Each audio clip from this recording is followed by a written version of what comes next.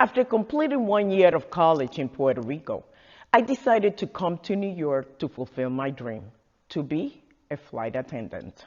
Spanish is my only language, and back then it was. I was born and grew up in Puerto Rico, and I grew up a very shy person, but at one point, I just wanted to travel the world.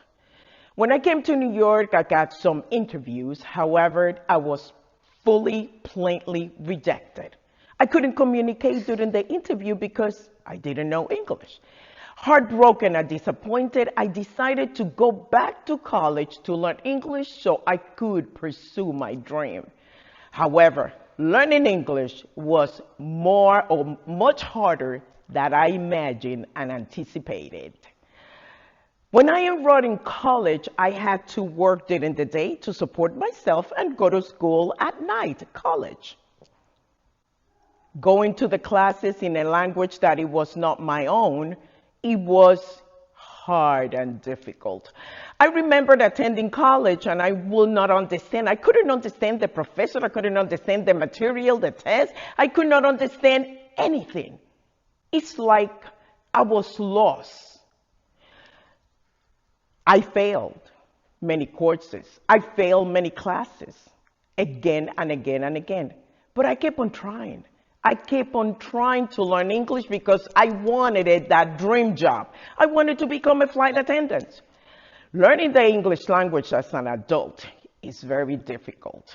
Learning English or any language in college is even more difficult.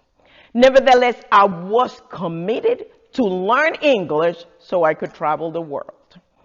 In order for me to help improve my English, I will watch TV in English, I will watch cartoons, I will watch children's programs like The Electric Company, Sesame Street, because they target to children. I will read magazines, I will read newspapers, underline letters, I will do anything that I could possibly could in order to understand the language. But the more I practice, the less I felt that I was making any progress. Progress was happening very slow.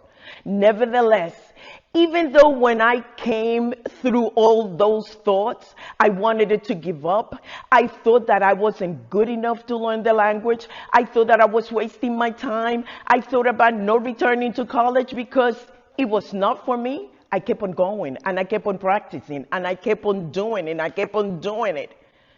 Many times I felt useless. I felt hopeless. I felt fear of not being able to learn the language and go forward. But I kept on going.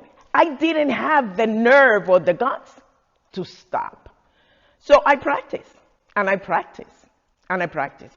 At one point, I felt so many courses and so many classes that I was put on academic probation. I was almost kicked out of college. I was frustrated and disappointed and embarrassed. I thought my life was over. I wanted it to give up, and I had that noise and that little voice on my ear and in my head that said, you better give up. Do something else. You're not good for this. But I didn't.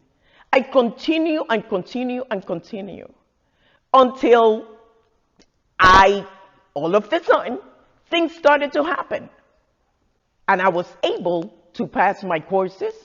I was able to graduate from college. And not only did I receive a bachelor's degree and a master's degree, I also graduated from a master's degree. Then I started to believe in myself. But even at this point, I was still feeling disappointed, and I was still feeling the fear that I was not good enough to do anything, and not good enough to learn the language or to speak it. There were, for a long time, I didn't speak the language because I was afraid that people were going to laugh at me or were going to criticize me. And in fact, when I started speaking the language, people did criticize me and people did laugh at me. And that made me feel even more withdrawn and more embarrassed to practice. But I kept on going. I kept on practicing because I said to myself, if I keep on practicing, something will happen. Even though in my mind there are many thoughts of giving up. After completing my bachelor's and my master's degree and still struggling with the language, I decided to go to law school, and I put becoming a flight attendant on the back burner. I wanted it to do more. I wanted it to challenge myself because at that point I felt that I was a little bit more confident to do better. Law school was another nightmare. It was difficult. It was hard because it was like learning another language. Nevertheless, I keep it up. I study as hard as I could. But I still have these feelings that I was in the wrong place. I shouldn't be an attorney. I shouldn't be there. This is not for me. And then speaking with a heavy accent did even worse for me. Law school, finally, graduation came. And then I was returning to New York to face taking the bar exam in order for me to be a licensed attorney and be able to practice law. The bar was also hard. Mindful, New York bar is one of the hardest in the country besides California. I already knew that New York bar was very difficult because I already heard comments of other people as to how difficult the exam was. And I knew that in my mind, I knew that I was going to fail that test.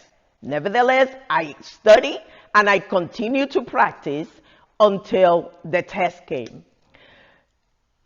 While studying for the bar, I started feeling anxiety as the closer the day of the test came.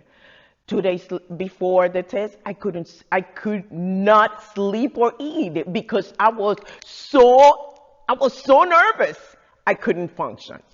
Nevertheless, I was ready, the way I thought, to take the test.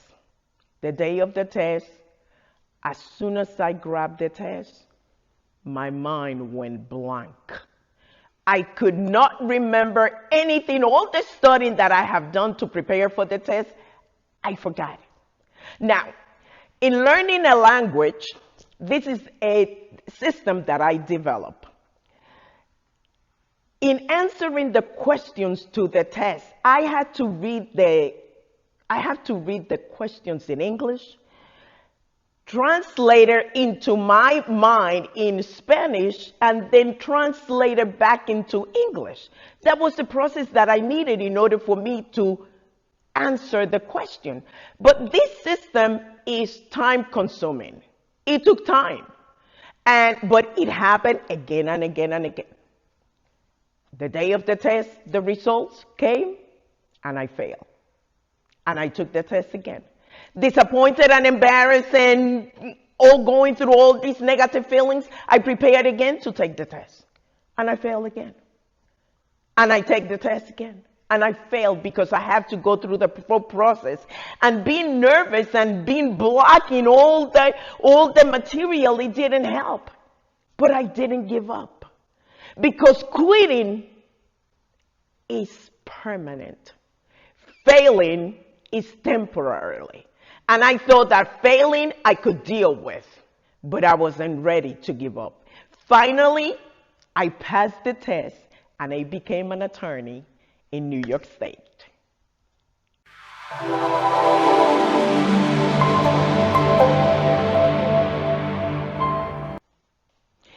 After becoming an attorney in New York State, I worked in family court, handling family court of neglect and abuse cases and then of children. I also work in landlord tenant, and then I landed a job in the district attorney's office as a prosecutor there. I stayed for 12 years prosecuting very complex cases of domestic abuse and sex crimes. It was quite an experience. But even during my time as a professional, where I was able to be an attorney, and I loved the job, I was still going through the feelings of not being confident enough in order to fulfill that position. And always I was scared. Being a prosecutor, you have to be in court all the time. And at times, I used to stay in the background, helping, assisting my coworkers to do their job, so I didn't have to go on the record because I was still scared and afraid. I was still nervous. I was still fearful that I was going to say the wrong words, pronounce it wrongly, say the wrong thing, or that the judges were not going to understand what I was saying, and I was always in the background. And that stopped me from growing fast enough.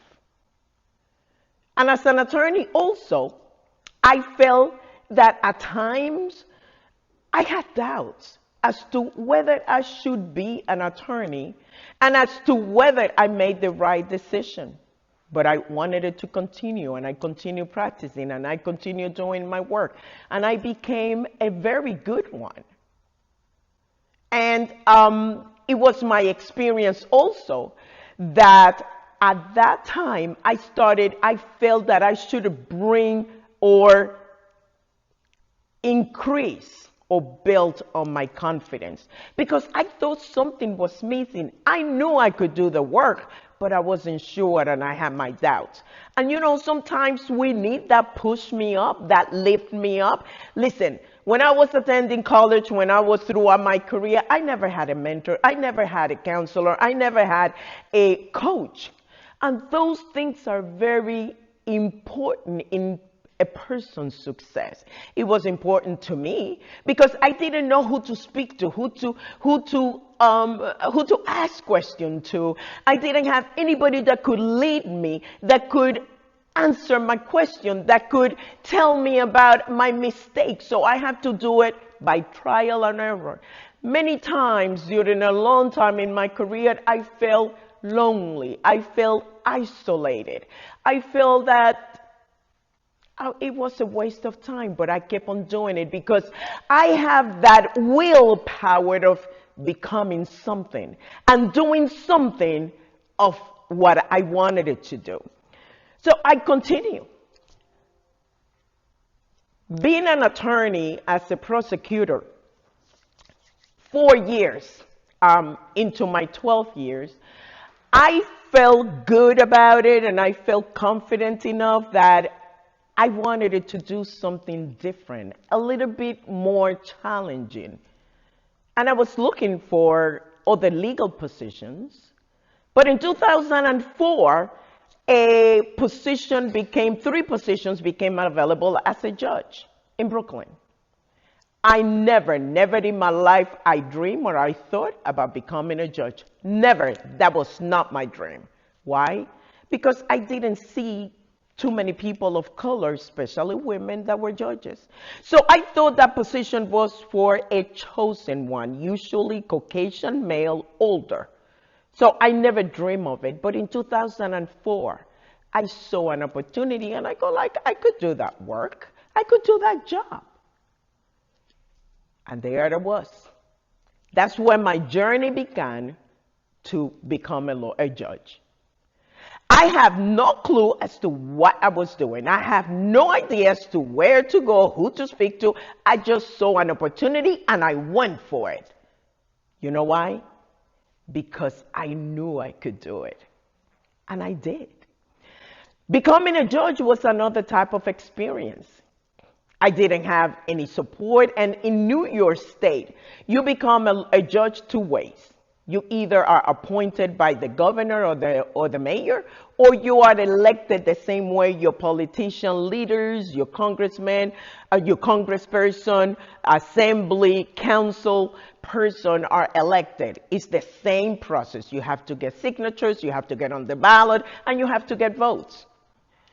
But it's customary that when you are running for judge, you go and ask for help with the political leaders because they already have done the job and they already have the constituents. So I did the same thing everybody else was doing. However, I was rejected. I didn't get the support I was looking for. Some people saw me that I was not electable. Some people saw me that and said, we cannot support you because you're too dark-skinned to be Puerto Rican and you speak with an accent. Imagine in 2004 giving me those excuses. I was hurt and disappointed at the same time. But I already had a decision. I already have a goal that I was going to be a judge no matter what. And let me tell you, the money wasn't there. It came later. But no matter what the reason was, no matter what I didn't have, the more I didn't have, the more I wanted it to be a judge. And I campaigned. And I went through all over the county. For that position, or I should say, there were 3 positions in 2004, and there were 15 people running. I was number 16, and the only person of color. So I thought things were going to be were going to be easier for me, but they were not. And I continued campaigning. I did what I had to do. I was nobody's favorite. People say that I wasn't going to be electable, that I had no chance, but I kept on campaigning. The day of the results, the primary day, came out. I took the first seat out of the 3. And I took it because I felt that I could. And I worked as hard as I could. And I tell people, no matter how you sound, no matter how you look, go after your dream. Don't worry about what people said, because people always are going to give you different type of opinions. But if it's your dream, you go after. Dreams have to be put into action. So I became a judge, and in 2004, I was elected civil court a judge, and I was 10 years in that position.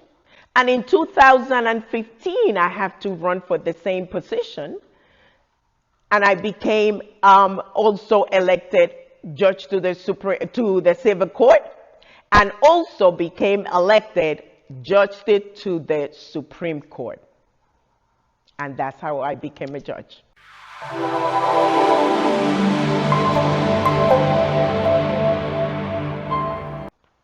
My experience doing this documentary has been amazing. First of all, I want to thank Mr. Che Brown for this opportunity. And what I love about Che is that he's a real person, down-to-earth person. You know, I was very impressed with him when he called me when I registered for this program, and he called me personally, and he told me about the program, and he told me, explain it to me, and he told me about what could I bring, what can the program do for me.